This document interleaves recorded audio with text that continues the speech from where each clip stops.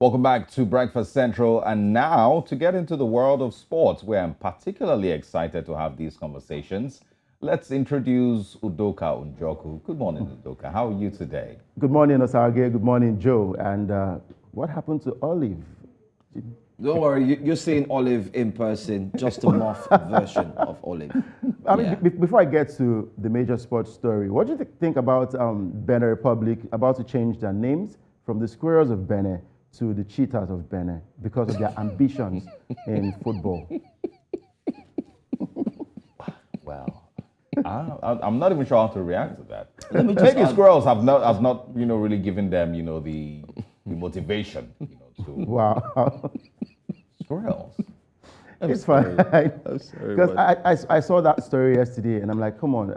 Yes, it's good because they need to. Look, are they any faster? Well, we'll get to see when the qualifiers kick off and we'll see how far they can actually go with that name, the Cheetahs of Benin. But yeah, I think FIFA has also agreed with that one. And I think some other countries should change their names as well. I would not want to name. Super Eagles. Wow. Okay. Wait, let me ask. If Super Eagles were to change their name, what would they change to? Just leave it as Eagles for now. I'm sure I'm not going to I don't know about give you Super. that name because the one in my mind right now is it's a terrible one. So Okay. I'll just leave it at that. But let's talk about what happened yesterday in the world of football. Yes, let's talk about Yes, that. of course we will. Egypt forward Mohamed Salah scored his second goal of the season as Liverpool lost 2-1 to Manchester United on Tuesday. Against the backdrop of protests from fans towards the club's ownership, Manchester United delivered a performance of intensity and spirit to claim its first points in the Premier League this season.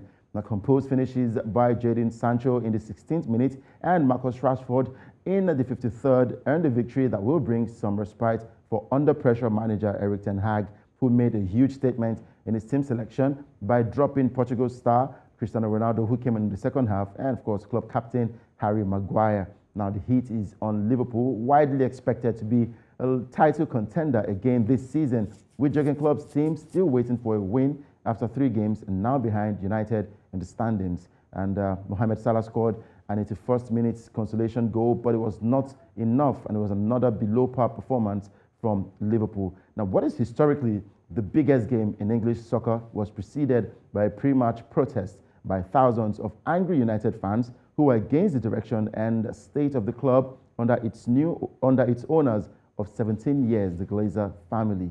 Now, the supporters called for the US-based Glazers to sell the club as they walked to Old Trafford, then gathered outside the stadium in front of a large police presence. Now, many lingered as the match began. In other results, in the Italia Serie A, Roma defeated Cremonese by a lone goal, and Nigeria's Cyril Dessers played the whole of the game for the away team, and of course, it was not enough, and he couldn't find the back of the net.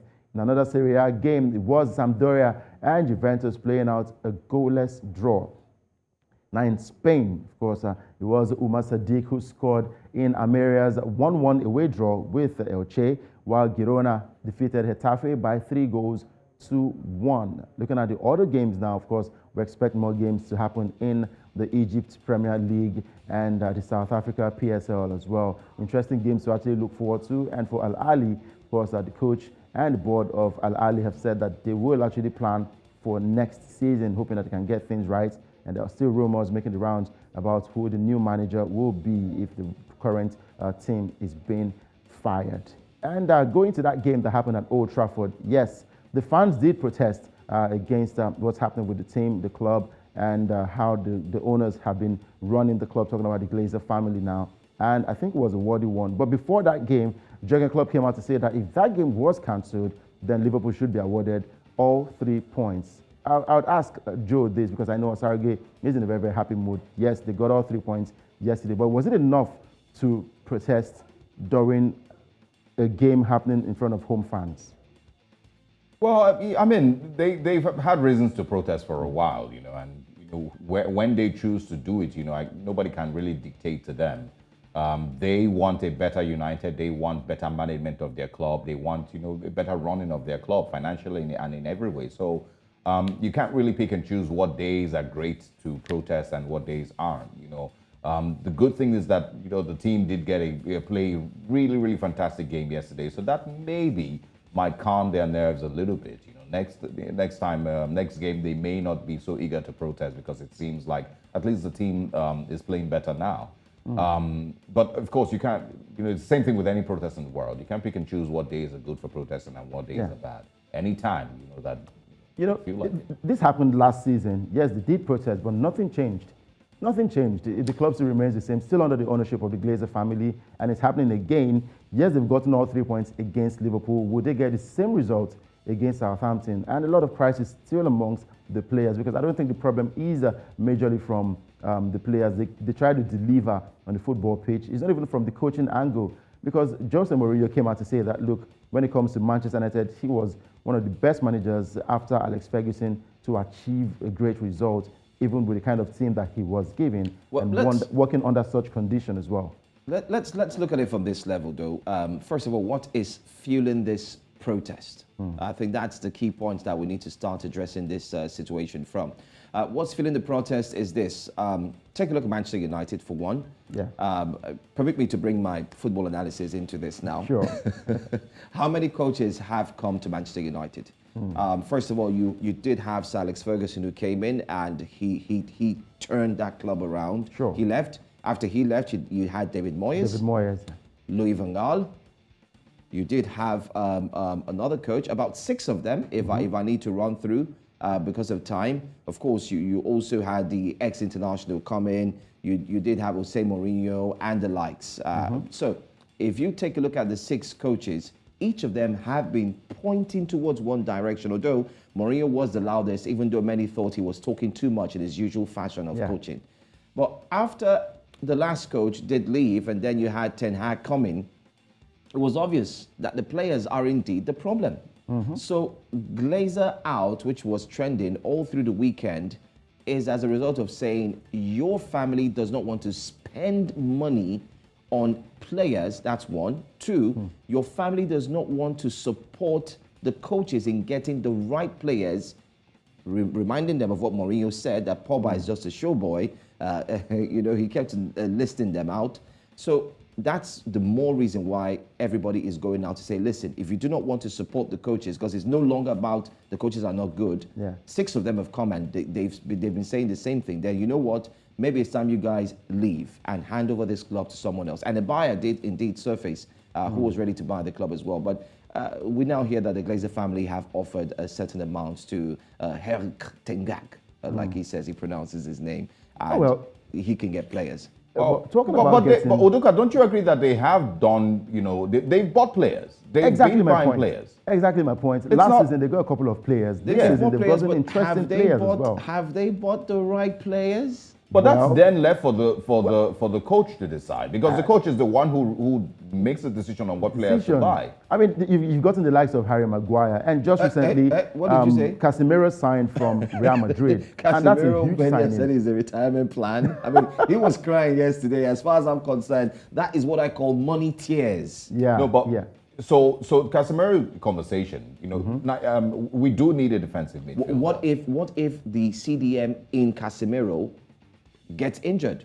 Exactly my point. So we'll see how far he can actually go, but he brings a lot of experience to the Manchester United team. There's also Varane, who also signed from Real Madrid. There's Maguire, a lot of interesting players at Manchester. Permit me to cut in Udoka as well. Martinez as well. Permit me to cut in Udoka as well. I also feel that, kudos to Manchester United yesterday. They played fantastically well. Definitely. I've never seen them play like that in a long time. However, I feel Eric Bailly, the Ivorian defender, who is out on his way, his decision should be made a few hours from now to Marseille. I feel he would have fit in perfectly for Erik ten Hag at this club with this situation. But unfortunately, maybe they might have to review his contract. But he's too injury prone, Eric Bay, gets injured every 4 market days. We are talking about Manchester United before I go. Let's also chip in Liverpool. What's happening with Liverpool since the exit of Sadio Mane, moving over to Bayern Munich? A lot of fans actually said,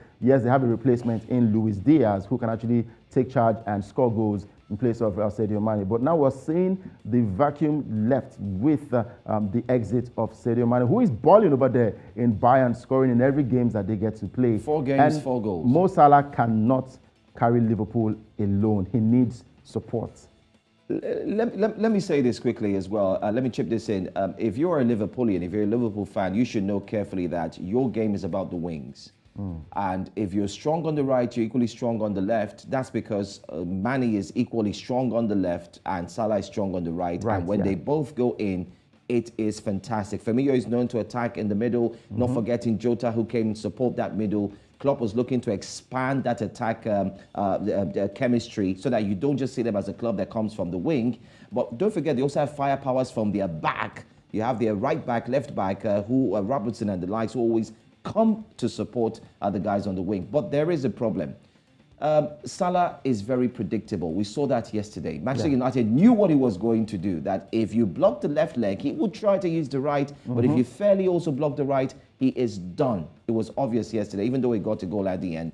But it's clear that they miss their injured players in Jota and the likes. And hopefully, I see Liverpool bouncing back. It's not a write-off at all. Klopp knows what to do. No, they still played very dangerous football yesterday. I mean, they're definitely not writing them off, but they probably just don't have there's some killer instinct that is maybe missing in the team. Elliott played a good game. Nunes got a red card in his other game before this one, so he has received, he's serving a match ban, and we'll get to see him probably play in the next one or the next 2 games for Liverpool. But yeah, we look forward to more interesting times from the EPL and other leagues across the world.